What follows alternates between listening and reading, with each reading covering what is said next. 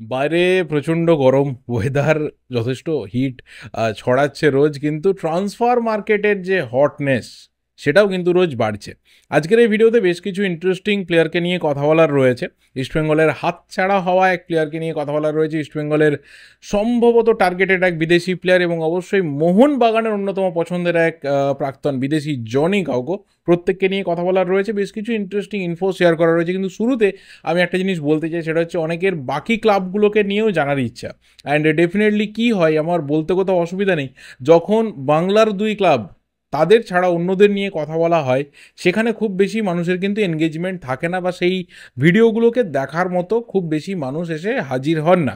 But আমারও ভালো লাগে যে বাকিদের নিয়ে আমারও কথা বলতে ইচ্ছা করে, আগেও আমি করেছি, যে প্রত্যেকটা টিম তৈরি হওয়ার আগে তাদের কীরকম প্ল্যানিং চলছে, টিম হওয়ার পর কীরকম টিম হলো, বেস্ট 11 কার কী হতে পারে, কিন্তু সেখানে যে রেসপন্স সেটা যথেষ্ট পরিমাণে পুয়ার।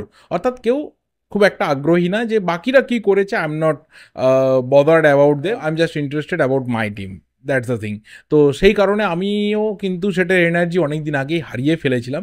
কিন্তু এইবারে যেহেতু প্রতি ভিডিওতে অনেকের জানার ইচ্ছা রয়েছে যে মুম্বাই কী করছে, বেঙ্গালুরু কী করছে, কেরালা কী করছে, এই টিমগুলোর আপডেটও একই সাথে বলো, তো আমার মনে হলো যে ঠিক আছে, একটা সেপারেট ভিডিও আমি বানাবো যেখানে প্রত্যেকটা আইএসএল টিমকে নিয়ে আমি একটা ভিডিওর মধ্যেই কথা বলবো। হয়তো ভিডিওটা লেন্দি হতে পারে, বাট একটা ভিডিও, সিঙ্গেল একটা ভিডিও, সেখানে তাদের প্ল্যানিং বা তাদের পোটেন্সিয়াল দু চারটে টার্গেট তাদের নিয়ে কথা বলবো। তো সেখানে মোহনবাগান, ইস্টবেঙ্গল বাইরে থাকবে, কারণ মোহনবাগানের খুব বেশি ট্রান্সফার মার্কেটে প্লেয়ার নিয়ে খুব একটা ডিমান্ড নেই। যা কিছু রয়েছে সেটা ব্যাকআপ অপশনস নিয়ে রয়েছে। ইস্টবেঙ্গল তারা যেভাবে রিবিল্ড করছে টিমকে, বা যেভাবে তাদের বিল্ড আপ প্রসেস চলছে, প্রতি ভিডিওতে এখন কথা বলতে হচ্ছে তাদের নিয়ে। মোহামেডান স্পোর্টিং ফিনান্সিয়াল ট্রাভেলের মধ্যে রয়েছে, টিম বিল্ড আপ তো অনেক দূরের ব্যাপার, তারা আপাতত ইনভেস্টর সমস্যা মেটাক। তাহলে পড়ে রইল বাকি 10টা এক্সিস্টিং আপাতত আইএসএল টিম, এবং অবশ্যই যদি চার্চিল বা ইন্টারকাসি আসে তাদেরকেও আপাতত আমি সরিয়ে রাখছি। তো এই 10টা টিমকে নিয়ে আমি একটা সিঙ্গেল ভিডিওতে কথা বলবো যে কাদের কীরকম ডিমান্ড রয়েছে, কাদের কতটা দরকার রয়েছে, কে কতটা ট্রান্সফার মার্কেটে অ্যাক্টিভ রয়েছে। সো একটা ভিডিওর মধ্যে আসবে, আগামী 2-4 দিনের মধ্যে সেই ভিডিও আমি দিয়ে দেওয়ার চেষ্টা করব। এবার এই ভিডিওতে যে টপিকগুলো রয়েছে তার মধ্যে প্রথম যে নামটা, সেই নাম কিন্তু ইস্টবেঙ্গলের হাতছাড়া হওয়া এক নাম। আমি জানি না ইস্টবেঙ্গল সমর্থকদের জন্য এটা কত ভালো লাগবে শুনতে, বাট হ্যাঁ, লামগৌলেন হ্যাংসিং এই প্লেয়ারটা, যাকে ইস্টবেঙ্গল অনেক দিন ধরে ট্র্যাক করে রেখেছিল। ইস্টবেঙ্গল সমর্থকদেরও একটা ক্রেজ তৈরি হয়েছিল যে এই প্লেয়ারটা তাকে নিয়ে আসা দরকার। চার্চিল ব্রাদার্সের এই সিজনের ক্যাপ্টেন, রাইট ব্যাক, এবং অবশ্যই চার্চিলের এই সিজনের যে একটা হাই ভোল্টেজ পারফরমেন্স, তার পেছনে থাকা অন্যতম একজন সফলতম প্লেয়ার কিন্তু এই গোগৌ, যাকে আমরা গোগৌ বলেই চিনি, লামগৌলেন হ্যাংসিং। তো সেই গোগৌকে কিন্তু ফাইনালি হায়দ্রাবাদ এফসি তুলে নিয়েছে, মাল্টি ইয়ার ডিল তার সাথে কমপ্লিট হয়েছে। আর দেখো, শুরু থেকে বেশ কিছু ক্লাব তার পেছনে ছিল, ইস্টবেঙ্গল, মুম্বাই, কেরালা, হায়দ্রাবাদ, সবাই কিন্তু চেষ্টা করেছে। কিন্তু একটা জিনিস দেখলে দেখা যাবে যে কেরালা বলো, মুম্বাই বলো, ইভেন ইস্টবেঙ্গল বলো, কারণ ইস্টবেঙ্গল যেহেতু আরও বেটার প্লেয়ার, মানে আইএসএল এক্সপিরিয়েন্সড প্লেয়ারের জন্য ইস্টবেঙ্গল দৌড়চ্ছে, তাহলে ধরা যেতে পারে যে হয়তো গোগৌকে ব্যাকআপ অপশন হিসেবে ভাবছিল। হতে পারে যে গোগৌ এসে ইস্টবেঙ্গলের যা অবস্থা রয়েছে, রাকিবের থেকে অনেক ভালো রাইট ব্যাক হতে পারতো, ফার্স্ট চয়েস, প্রবলেম নেই। কিন্তু তুমি যখন অভিষেক সিংকে টার্গেট করছো, দ্যাট মিনস অভিষেক যে ক্যাম্পেন দিয়েছে পরপর 2টো সিজনে, ন্যাশনাল টিমে কল পেয়েছে, এবং আমার মনে হয় যে গোগৌয়ের থেকে কিছুটা হলেও অভিষেক অনেক বেটার রাইট ব্যাক। তো সেখানে অভিষেককে ফার্স্ট চয়েস হিসেবে ইস্টবেঙ্গল ভাবছিল, গোগৌকে সেকেন্ড চয়েস। কিন্তু যদি হায়দ্রাবাদের দিকে দেখা হয়, তাহলে হায়দ্রাবাদ কিন্তু গোগৌকে আজ আ ফার্স্ট চয়েস রাইট ব্যাক হিসেবেই কিন্তু টিমে নিয়েছে। আপাতত ওদের যা টিম বিল্ড আপ রয়েছে সেই নিরিখে হায়দ্রাবাদ রিলোকেট করছে, রিব্র্যান্ড করছে, দিল্লি চলে যাচ্ছে হায়দ্রাবাদ ছেড়ে, পুরো নতুন সেট আপ আসতে চলেছে, অ্যাডমিনিস্ট্রেশনে একটা বিরাট বড় বদল আসতে চলেছে, অ্যান্ড অবশ্যই টিমেও একটা বিরাট বড় বদল আসতে চলেছে। তো সেখানে দাঁড়িয়ে হয়তো গোগৌ এটা দেখেছে যে হয়তো হায়দ্রাবাদে গেলে তার জন্য গেম টাইম অনেক বেটার ওয়েতে সিকিউরড হবে, এবং মোটামুটি গোটা সিজনে সে ফার্স্ট চয়েস রাইট ব্যাক হিসাবেই খেলতে পারবে। তো এটাই কোথাও মনে হয় যে গোগৌকে ফাইনালি হায়দ্রাবাদের দিকে ঠেলে দিয়েছে, ইস্টবেঙ্গলের দিকে নয়, বা কেরালা বা মুম্বাইয়ের দিকে নয়। তো ইস্টবেঙ্গল সমর্থকরা এই ডিলটা নিয়ে ভীষণভাবে কিন্তু আশাবাদী ছিল, ভীষণ অপটিমিস্টিক ছিল যে এই ডিলটা হবে, এই ডিলটা ইস্টবেঙ্গলের জন্য দরকার রয়েছে, রাইট ব্যাকের প্রবলেমটা মেটানোর জন্য এই ধরনের একটা প্লেয়ারকে লাগবে।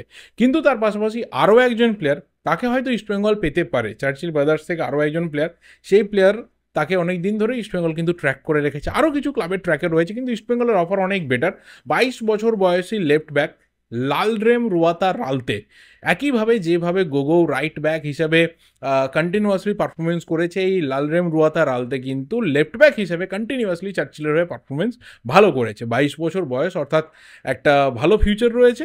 এবং কোথাও ইস্টবেঙ্গল যদি রাইট ব্যাক পজিশনে অভিষেকের মতো প্লেয়ারকে নিয়ে আসে, তাহলে লেফট ব্যাকে আমার মনে হয় যে Lalremruata Ralte he could be a best choice for East Bengal right now. হ্যাঁ, অবশ্যই হীরা মণ্ডলের মতো প্লেয়ার রয়েছে, ব্যাকআপ অপশন হিসেবে অবশ্যই ভালো হবে। প্রভাত লাকড়া যে দুদিকেই খেলতে পারে, আরও একটা অপশন। আরও কিছু প্লেয়ার্স রয়েছে, বাট আমার মনে হয় যে কোথাও যদি এই ধরনের একদম পজিটিভ লেফট ফুটেড লেফট ব্যাককে ইস্টবেঙ্গল নিয়ে আসতে পারে, সেটা ইস্টবেঙ্গলের জন্য অনেক বেটার হতে চলেছে।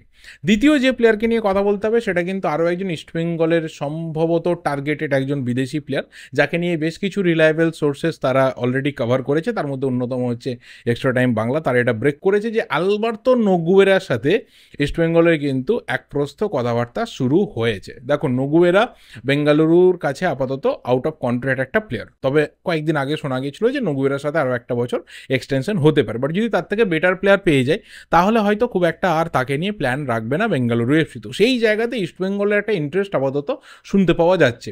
দেখো, 35 বছর বয়স, নোগুয়েরা অনেক দিন হয়ে গেল ইন্ডিয়ান ফুটবল সার্কিটে রয়েছে, প্রথমে গোয়া, তারপর মুম্বাই, তারপর আপাতত বেঙ্গালুরু, এবং প্রত্যেকটা ক্লাবেই মোটামুটি ক্লাবের নিড অনুযায়ী কন্টিনিউয়াসলি ভালো পারফরমেন্স করেছে। এরকম না যে খুব পুয়ার বা খুব অ্যাভারেজ একজন বিদেশি প্লেয়ার। আমরা যে কজন বিদেশি প্লেয়ারকে খুব সাকসেসের সাথে লাস্ট 4-5টা সিজন খেলতে দেখছি, আই থিঙ্ক তাদের মধ্যে কিন্তু Alberto Noguera is one of them.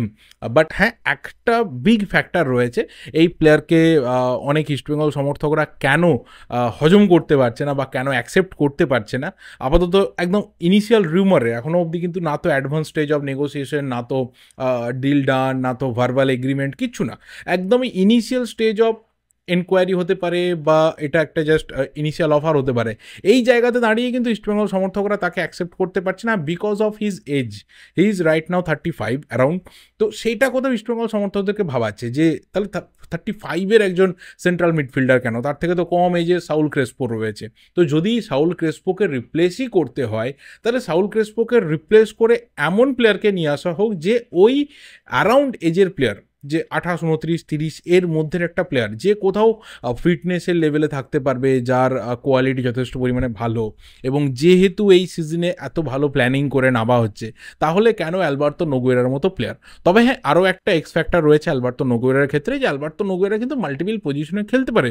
And last 4-5টা season ধরে যে পারফরমেন্স ওর তুলে ধরেছে, সেখানে কোথাও কিন্তু মনে হয়নি যে এজ ওর জন্য খুব একটা বড় বাধা। সেখানে যদি ইস্টবেঙ্গল জাস্ট 1 বছরের কন্ট্রাক্টেও নিয়ে আসে, আমার মনে হয় যে সেটা খুব একটা খারাপ হবে না। বাট হ্যাঁ, যদি তুমি সাউল ক্রেসপোকে রিপ্লেস করে এই প্লেয়ারকে নিয়ে আসো, তাহলে ওয়াই নট কনার শিল্ডস। তাহলে কনার শিল্ডস তো অনেক বেটার পারফরমেন্স দিয়েছে লাস্ট সিজনে। কনার শিল্ডস তো অনেক বেটার ফিটনেসের জায়গাতে রয়েছে, গোটা সিজনে সেই অর্থে চোট আঘাত কিচ্ছু পায়নি, এবং অবশ্যই সেইভাবে কোনো ইঞ্জুরি রেকর্ডসও নেই।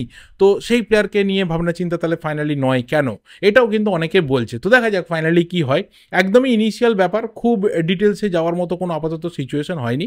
আমার মনে হয় যে এরকম আরও কিছু নাম হয়তো বেরিয়ে আসতে পারে, কারণ ইস্টবেঙ্গলের যে ট্র্যাক লিস্ট রয়েছে, যে শর্ট লিস্ট রয়েছে, সেখানে বেশ কিছু নাম রয়েছে। তার মধ্যে আর একটা নাম হয়তো এই আলবার্তো নোগুয়েরা, যেমন এর আগে কর্নার শিল্ডসের মতো প্লেয়ারের নাম বেরিয়ে এসেছিল, সেরকমই একটা প্লেয়ারের নাম আলবার্তো নোগুয়েরা বেরিয়ে আসছে। হয়তো আগামী দিনে আরও প্লেয়ারের নাম বেরিয়ে আসতে পারে, তবে ফাইনাল ডিসিশন নিতে আরও কিছুটা সময় লাগবে।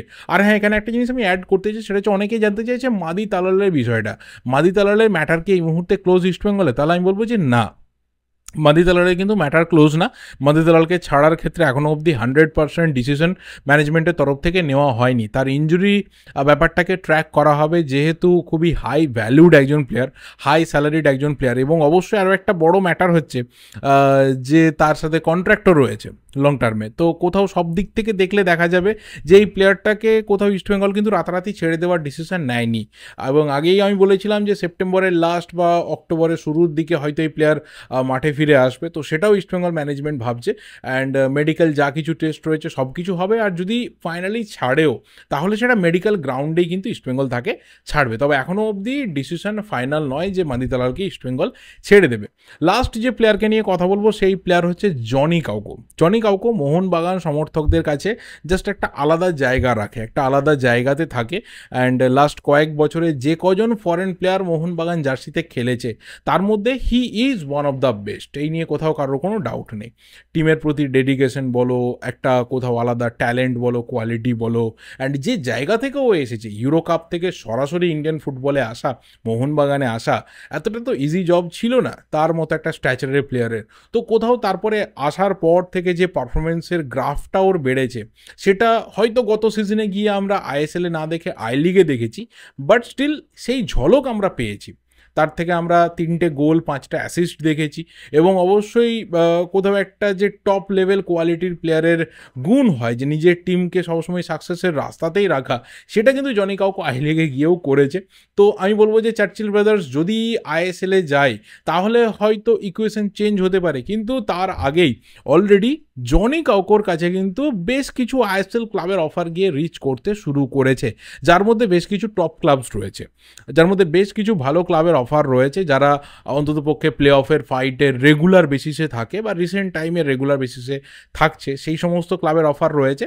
এবং অবশ্যই হায়দ্রাবাদ এফসিরও কিন্তু একটা অফার সম্ভবত শোনা যাচ্ছে যে জনি কাউকোর কাছে কিন্তু রিচ করেছে। বাট এই ক্ষেত্রে Johnny Kauko is very much loyal to Inter Kashi and specially Antonio Lopez হাভাস। এবার দেখা যাক অ্যান্তোনিও লোপেজ হাভাস যদি কিছুদিনের জন্য তাকে কনভিন্স করে রাখতে পারেন যে অ্যাটলিস্ট জুন মাসের মিডিল বা এন্ডের মধ্যে, যেহেতু সিএসের রিপোর্ট বেরিয়ে যাবে, ততদিনে ক্লিয়ার হয়ে যাবে যে ইন্টারকাসি কোথায় থাকতে চলেছে, আই লিগ না আইএসএল, তখন ডিসিশনটা নিও। বাট যদি ততদিন অবধি না জনি কাউকোকে ওয়েট করতে বলা হয়, বা যদি বলা হয় ঠিক আছে তুমি তোমার ডিসিশন নিতে পারো, তাহলে আমার মনে হয় যে আগামী কয়েক সপ্তাহের মধ্যে জনি কাউকোর ডিসিশন ক্লিয়ার হয়ে যেতে পারে। কারণ বেশ কিছু ভালো অফার রয়েছে তাকে নিয়ে, যতই তার এজ 35-এর দিকে এগিয়ে যাক না কেন, তার কোয়ালিটি অন্তত পক্ষে ডাউন হয়নি, এবং বেশ কিছু ক্লাবের অফার সেটাই প্রমাণ করে দিচ্ছে যে জনি কাউকোকে নিয়ে এখনও অনেক ক্লাব সিরিয়াস রয়েছে, অ্যান্ড তার ডেলিভারিটা পাওয়ার জন্য অনেকে কিন্তু রেডি রয়েছে। তো দেখা যাক জনি কাউকোকে আবার আমরা আইএসএলে অন্য ক্লাবে ফিরতে দেখি, না আইএসএলে সে ইন্টারকাসির ভার্ডিক্ট পাওয়ার পর ইন্টারকাসির হয়েই ফেরে।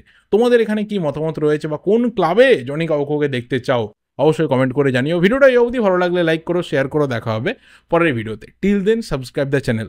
Thank you and good bye.